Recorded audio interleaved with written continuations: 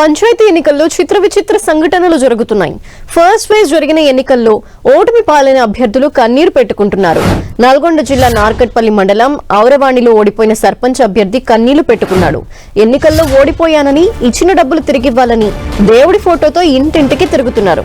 తనకి ఓట్లు వేశామని చెప్పాలంటూ ఓటర్లను దేవుడిపై ప్రమాణం చేయించుకుంటున్నాడు. అందరూ ఓట్లు వేశారు, మరి ఎలా ఓడిపోయాను అంటూ ఓటర్లని నిలదీస్తూ కన్నీరు పెట్టుకుంటున్నాడు. ఎన్నికల్లో 10 లక్షలకు పైగా ఖర్చు చేశానని బాధితుడు వాపోతున్నాడు.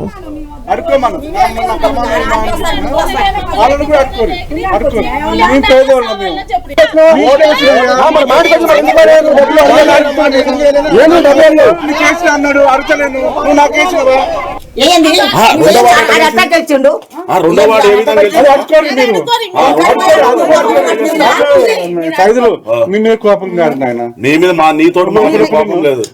ఒకటే వాడు ఉండేవాడు ఓడిపోయింది, వాళ్ళు ఎవరు ఇచ్చినా అలా అడుకోమను వాళ్ళని కూడా అడుకోరు. మేము పేదవాళ్ళం,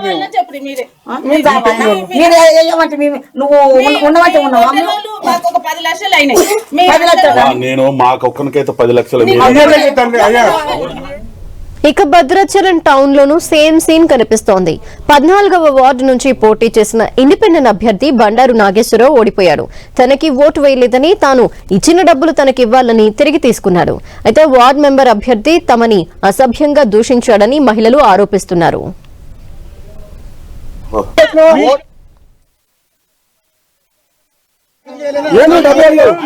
అన్నాడు అరచలేను.